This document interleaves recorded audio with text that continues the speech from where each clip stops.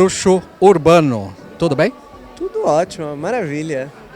Esse nome foi inspirado em alguma coisa ou sentiu afinidade? Olha, esse nome veio porque quando eu comecei a criar um perfil na internet, falar sobre essas coisas, foi na época da pandemia, né? E eu, enclausurada ali num apartamento no centro de São Paulo, achava muito curioso a relação entre um bruxo que não está na floresta e está no meio da selva de pedra.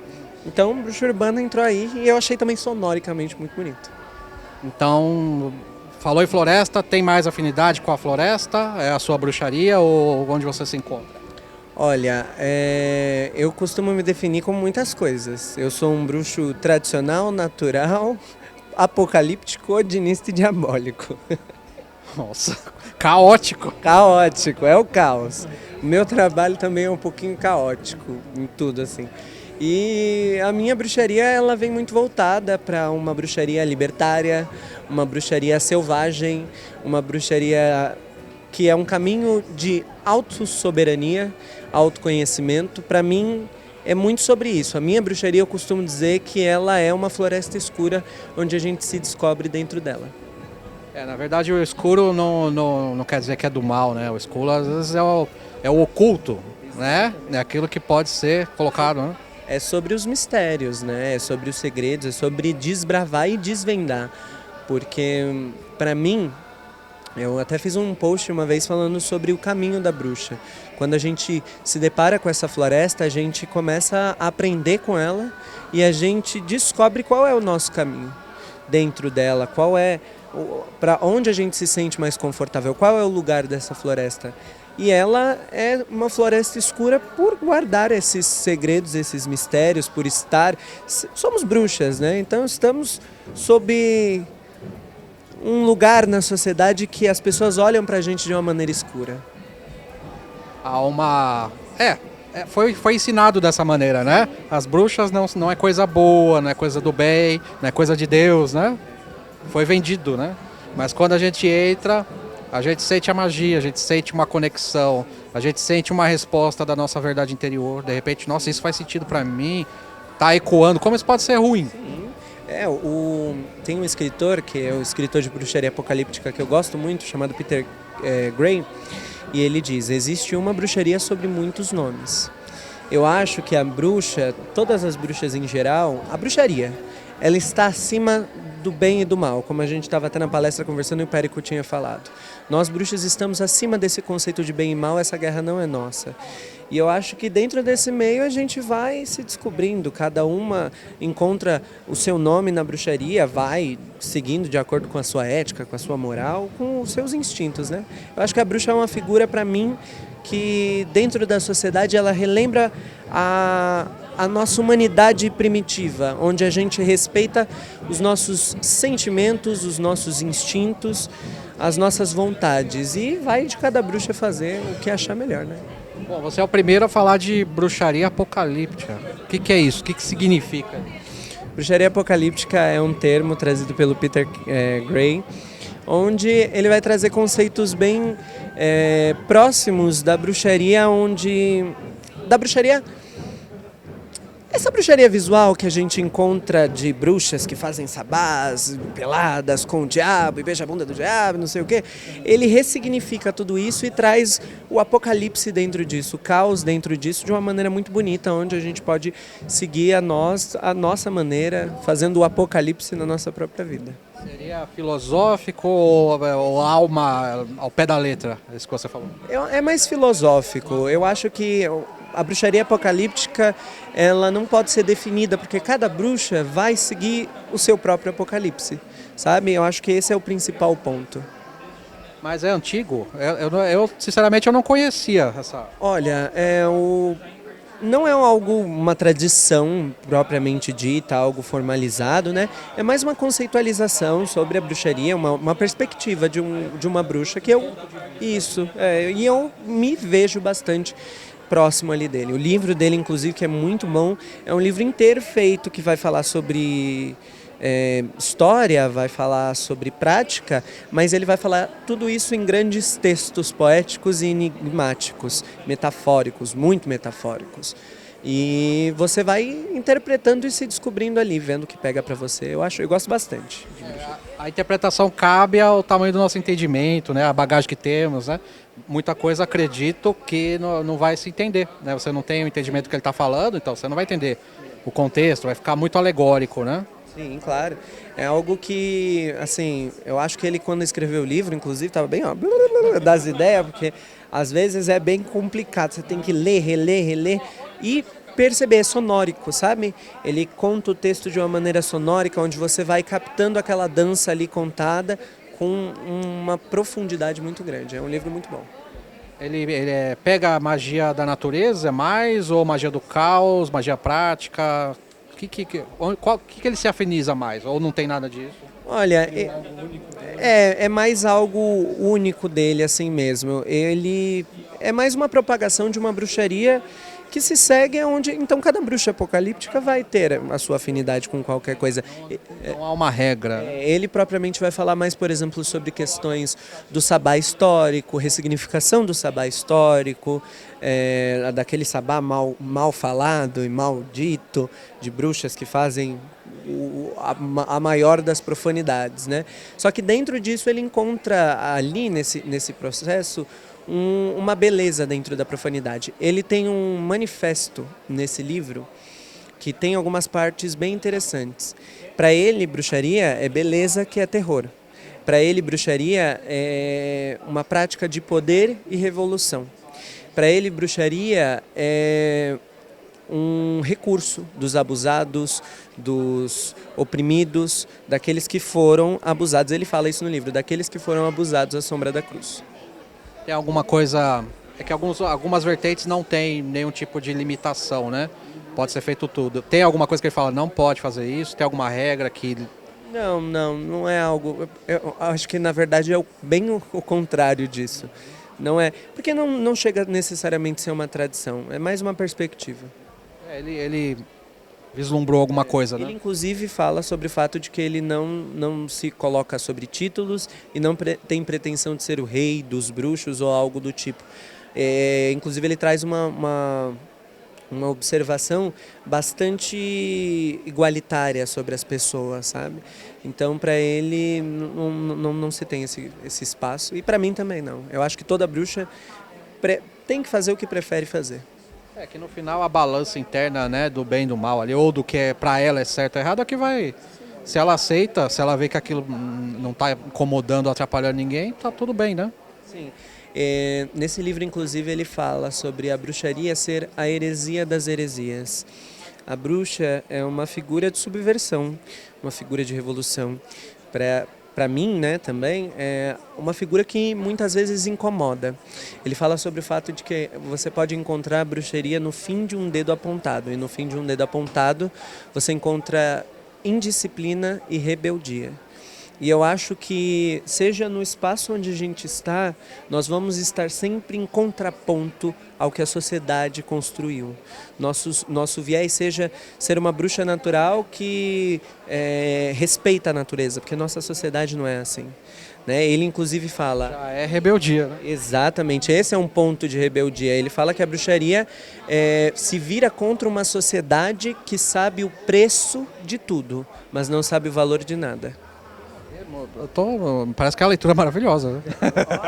Eu recomendo muito. Ele fala com profundidade e a realidade, né? Não está mentindo, não está criando uma ilusão, tá? Ele coloca a magia no contexto da sociedade que está doente, né? De uma sociedade que se esqueceu, que se virou contra a floresta, que se virou contra a natureza. E eu acho que é muito interessante porque também eu trago para mim uma perspectiva da bruxaria como a natureza. Para mim, a bruxaria, como eu falei, é uma floresta escura. E nós somos animais, a gente não pode deixar de se esquecer disso.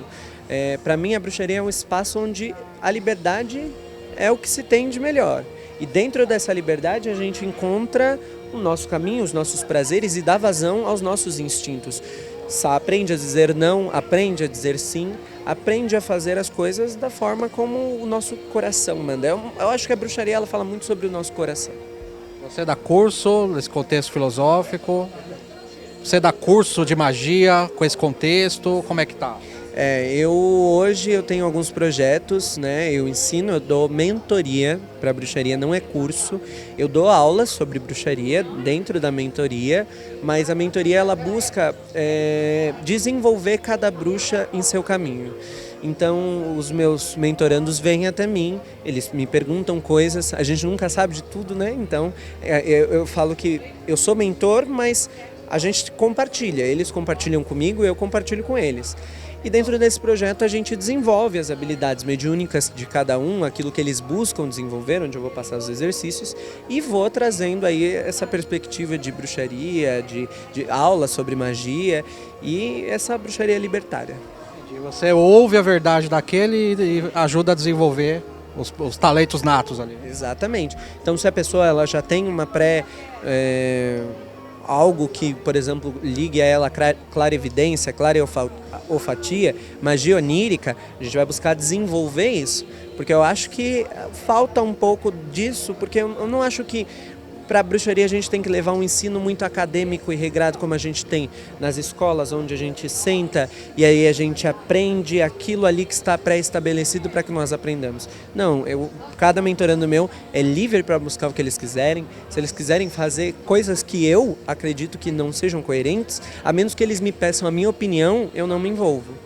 Porque, para mim, a bruxaria é um caminho extremo de liberdade. Maravilha. Você falou do acadêmico, a não ser que ele queira o acadêmico, né? Não é algo que, inclusive ontem lendo Bruxaria Apocalíptica, o próprio Peter Gray fala, não é sobre não achar que a academia seja útil, não, pelo contrário, ela é sim útil, mas a gente não pode se enrijecer, né? Se engessar, sabe? E às vezes quando a gente se prende muito a isso, porque assim, eu acredito que bruxaria se aprende sim em livros, mas se aprende ainda muito mais na vida, na prática, na troca com outras pessoas. Não é só sobre você ler um livro e decorar um feitiço. É sobre você observar a natureza e conseguir compreender as conexões e exercer essas conexões. E a experiência pessoal, às vezes forjada no fogo ali, né? Às vezes a pessoa passa por coisas. Se ela encontra magia nisso, supera, que bruxo essa pessoa não vai ser, né? Pois é, eu acho que todo mundo tem potencial para alcançar o que deseja, sabe? Claro que nós temos que quebrar muitas correntes, né? A gente está sempre em um constante processo de quebrar correntes financeiras, quebrar correntes morais, éticas e por assim diante. E para mim, quanto mais a gente caminha para profunda bruxaria, para bruxaria antiga e ancestral, a gente vai se encontrando aí nesse lugar onde a gente se vê livre dessas amarras. Não teria alguma armadilha, a pessoa ficar muito livre, não corre o risco de enlouquecer no caminho, ou de cair em algum ensinamento que... Porque se a pessoa é muito corajosa... Sim. O Peter Gray fala, quem não tem nada a perder se atreve a tudo. Eu acho que essa é uma observação que a gente tem que ter a partir de nós mesmos, porque cada um sabe a dor e a delícia de ser o que é. Então todo mundo sabe aonde está o seu limite. O Cedric, inclusive, lá na palestra, ele falou, uma bruxa nunca deve se sujeitar a se submeter. Então, esse pelo menos é o ensinamento que eu passo para os meus mentorandos. Não se coloquem abaixo de outras pessoas para que vocês não corram o risco de serem guiados por demagogos, por pessoas que buscam deturpar a si, porque riscos correm-se muitos. Eu acho que a bruxaria, em muitos espaços, em muitos lugares, em muitos momentos, ela é arriscada. Mas eu acho que também com risco a gente aprende. Eu tive que correr muito risco para chegar aqui e fiz muita merda, tive que passar, acreditei em quem não devia, mas tudo é um aprendizado, né? Eu comecei com São Cipriano, mas uma falta de base. Comecei sozinho. Quando a gente começa sozinho, qualquer evento nos leva, né? Depois eu fui me entendendo o que eu gostava, o que eu me encontrava. Mas é perigoso, cara. Se eu quisesse um pouquinho mais... Aquilo ali não, mas se eu fosse um pouquinho além, eu poderia me perder. Sim. Uma busca de poder. Hoje eu não busco poder. Cheguei num momento da minha vida que eu busco comunhão com a espiritualidade. Eu sempre falo assim, eu não quero poder, eu quero comunhão. Eu quero estar num ritual e me sentir acolhido. Entende? Perfeito. Para mim, eu parto de um princípio muito parecido. Eu acredito que, como disse, eu não sou muito chegado no Clodovil, mas o Clodovil ele falava uma coisa muito interessante. Se alguém evacua como eu, não tem direito nenhum sobre mim e nem eu sobre ela. Exatamente. Então, assim, eu acho que a gente deve sempre tratar as pessoas como pessoas. Igual, né? Exatamente. Tá bom, né? Com certeza. Algumas pessoas, inclusive, às vezes, por eu ter uma postura mais firme, às vezes, não é o intuito, mas algumas pessoas, elas vêm para mim e me tratam como mestre, doutor. Eu digo, não sou mestre, não sou doutor, não sou nada. Eu tenho meus seguidores, né? E muita gente, às vezes, chega e olha para mim como se eu fosse algo a mais do que elas. Mas eu não acredito que ninguém seja mais inteligente do que alguém. Algumas pessoas sabem alguma coisa e outras pessoas sabem de outra coisa. Então, não é porque eu sou um bruxo que eu sei mais do que um cristão. Porque um cristão, por exemplo, ele pode saber muito mais sobre tecnologia, sobre TI, sobre qualquer outra área que eu não sei. Então não existe inteligência maior do que a outra. E eu acho que assim, Inteligências diferentes, né? completamente. E uma coisa que a gente deve sempre ficar ligado a essas coisas é da gente tratar as pessoas como iguais, porque assim, a fama, eu estava até conversando com meu marido, a fama desumaniza o homem. E o próprio homem famoso se sente desumanizado por conta disso.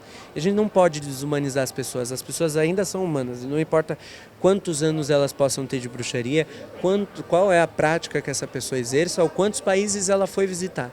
Ela ainda assim é uma pessoa e evacua tanto quanto eu. Eu acho que essa palavra, a pessoa chamar a gente de mestre, eu acho que é uma responsabilidade que eu não quero carregar. Eu já falo, não sou, eu erro até mais que você, meu amigo. Estamos na mesma jornada, estamos juntos, somos irmãos de jornada, a gente se ajuda, mas não sou mestre de nada. Exatamente. Essa ideia de, assim, quando a gente se coloca como mestre de alguma coisa, a gente tem que ter responsabilidade para isso, né? Eu não gosto que me coloquem como mestre porque eu não sou nem mestre de mim mesmo, às vezes. É um grande fardo, né? É uma palavra pesada para É um fardo, é uma grande responsabilidade. Eu mentoro algumas pessoas. Eu posso ser chamado de mentor porque eu exerço essa profissão. Mas, assim, um mentor não é um ditador. Eu não dito regras aos meus mentorandos. Eu compartilho o meu conhecimento e cada um pega o que for para si próprio. Não dá. A pessoa para ser mestre ela tem que estar 100% resolvida, se curou de tudo. Não é humano, não é humano. O mestre não é humano, né? Eu acredito que quando fala, mas você é meu mestre. Não sou nada. Mestre não tá nem aqui, porque se tá aqui tá passando o que a gente tá passando. Não existe. Tanto é que quando cai um guru aí fica horrível.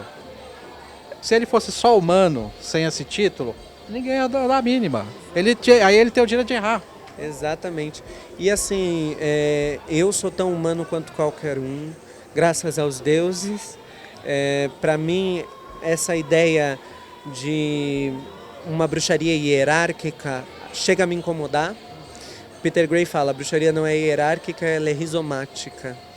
E para mim, o grande campo, isso tudo que acontece, estamos todos em uma floresta e cada um seguindo o seu rumo. Exatamente, é uma grande selva. Às vezes a gente vai sim, né, se chocar, porque é da natureza.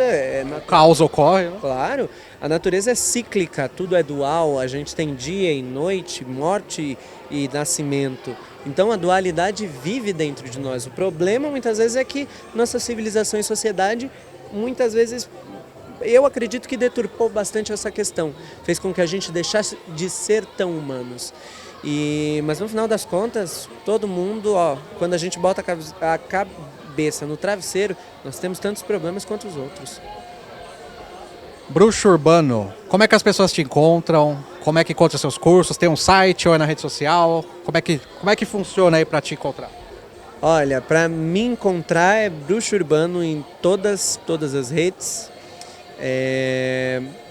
Vocês podem encontrar os meus cursos, as minhas mentorias. Eu também dou outros workshops, falo sobre necromancia, sobre deuses nórdicos.